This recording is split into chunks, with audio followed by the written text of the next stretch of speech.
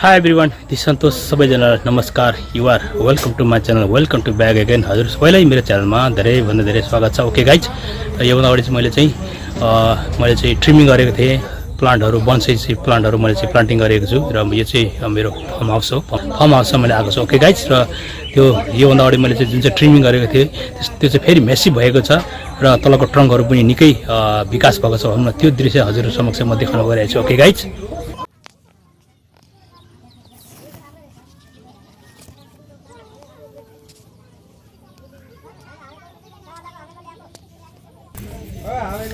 हेर्नुहोस् गाइज, यहाँ यो चाहिँ योभन्दा अगाडि मैले चाहिँ ट्रिमिङ गरेको थिएँ. यसको चाहिँ हेर्नुहोस् अहिले चाहिँ निकै ठुलो भएको छ, विकास भएको छ. हेर्नुहोस् यो चाहिँ लगभग झन्डै हेर्नुहोस् कत्रो भएको छ. हेर्नुहोस् यो एकदमै यो जबको नारी मेरो जत्रो नारी छ होइन, यो हत्केलाको नारी जत्रो भएको छ. हेर्नुहोस् अहिले यसो गर्दा पनि हेर्नुहोस् छामिँदैन भनौँ न, भनेपछि कत्रो छ. हेर्नुहोस् यो अहिले विकास निकै भएको छ. ओके, यो चाहिँ भविष्यको सुन्दर बोन्साई हो र अलिकति यसको right side left side right साइडमा यसरी चाहिँ ब्रान्चहरू अलिकति आएको छ, दिएको छु मैले. पहिल्यै भनौँ न, मैले चाहिँ ट्रिमिङ गरेको छुइनँ, काटेर फ्याँकेको छुइनँ, यस्तो अवस्थामा छ. ओके गाइज, हेर्नुहोस् भनौँ यो चाहिँ अलिकति ठुलो अझ हुनुपर्ने तर भएको छैन साइडमा, तर पछि विकासक्रम हुँदै गएपछि हुन्छ पनि. ओके गाइज, हेर्नुहोस् र यो चाहिँ अब सेपरेट छ, अलग अलग छ. यो हेर्नुहोस् है गाइज, यो रै अलग छ. यो मैले चाहिँ अब टाँसिन्छ भनेर मैले चाहिँ यहाँनिर यो टाइल्सको टुक्रा पनि लगाइदिएको छु, इँटाको टुक्रा. र अथवा हामीले यो काटेर फ्याँक्नु सकिन्छ. पछि यो अर्को छुट्टै अब चाहिँ एयरलेरिङ गरेर हामीले बोन्साई बनाउन सकिन्छ. यो माथिको होइन, त्यो पनि कार्य गर्न सकिन्छ.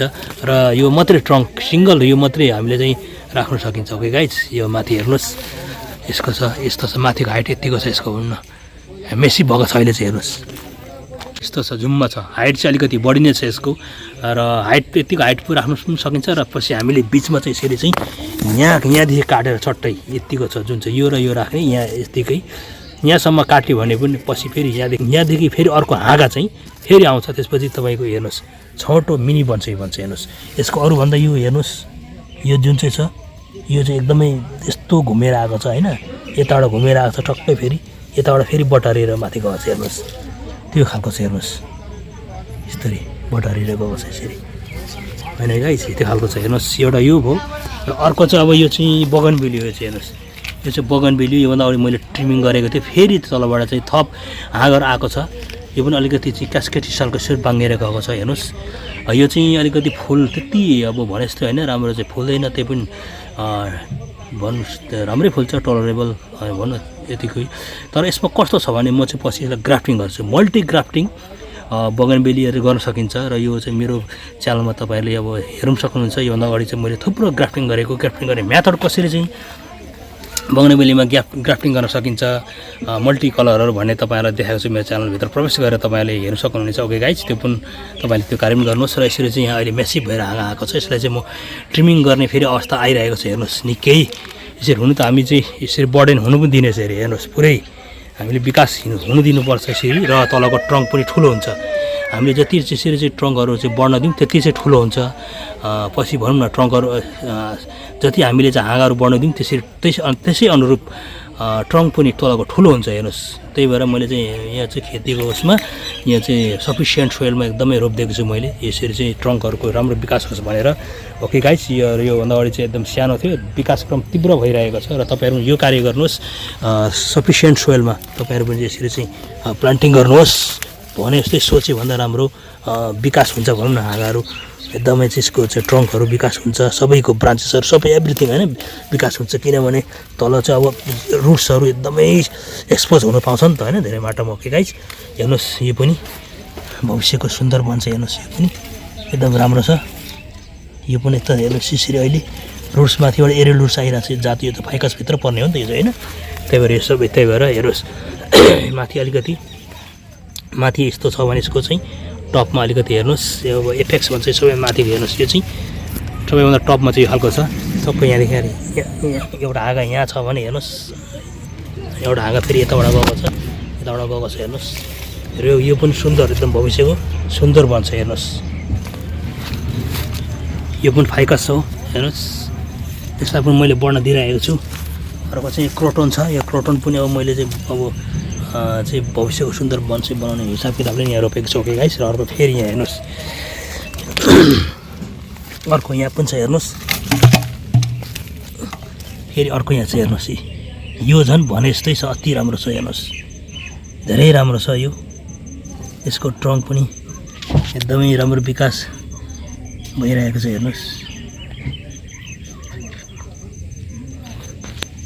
यो चाहिँ अब लगभग हामीले यो प्लान्टलाई उखालेर पनि हामीले रोप्न सकिन्छ भनौँ न हैन उखालेर रोप्यौँ भने पनि अब भनौँ न ठिक्कको पटमा हामीले यसलाई चाहिँ रोप्यौँ भने पनि हुन्छ यतिको प्लान्टिङ गर्यो भने पनि रिप्लान्टिङ गर्यो भने सुहाउँछ यसको चाहिँ हेर्नुहोस् यति मेसिभ छ हेर्नुहोस् यसको एकदमै राम्रो छ हेर्नुहोस् अलिकति एक्सपोज भएको छ हेर्नुहोस् जराहरू हैन सुन्दर छ हेर्नुहोस् यो साइडबाट भविष्यको सुन्दर बन्छ हेर्नुहोस् यसरी माथि अलिकति बाङ्गिएको छ अलिकति जिगज्याग स्टाइलको हेर्नुहोस् ओके गाइज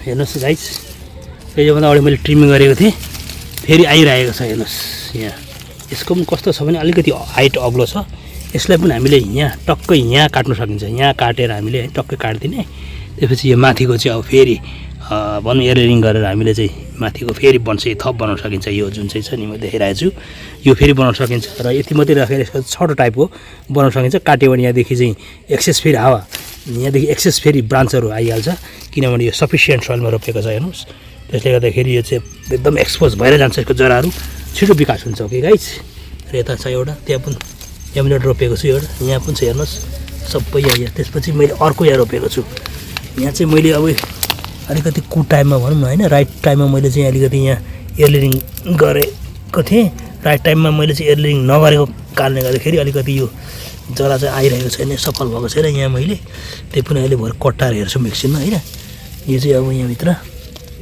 यो चाहिँ अब जरा आउनु सक्छ नआउनु सक्छ ओके गाइज र यो चाहिँ दुईवटा थियो यहाँ खास चाहिँ यसरी मैले एउटा चाहिँ अब हटाइदिउँ भन्ने हिसाब किताबले मैले चाहिँ खास यो गरेको हो हेर्नुहोस् यसको पनि ट्रङ्क विकास हुँदैछ हेर्नुहोस् राम्रो यसको पनि हेर्नुहोस् यस्तो छ यसको जुम्मा हेर्नु एकदम यो चाहिँ होचो टाइपको छ है एकदम हेर्नुहोस् यो ठक्कै यहाँदेखि ठक्कै यतिकोमा यति मात्रै छ यसको चाहिँ हेर्नुहोस् बस यसको हाइट यतिको छ हेर्नुहोस् हाइट यतिको छ भने यतिकोमा छ भने होइन यतिमा तपाईँको ब्रान्च आइहालेको छ कि यसरी हेर्नुहोस् त्यतिको हाइट जमिन भयो भने यहाँदेखि टक्कै यतिको थोरै चाहिँ यो पनि मिनी टाइपको यो पनि हेर्नुहोस् बन्सै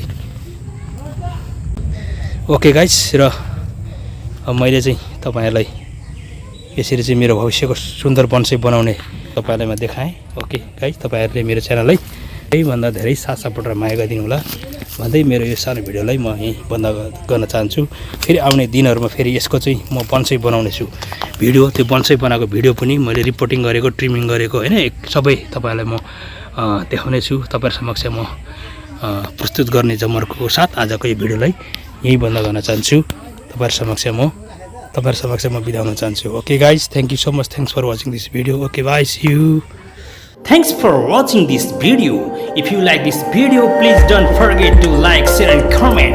And finally, please subscribe my channel, hit the bell icon. Thank you so much.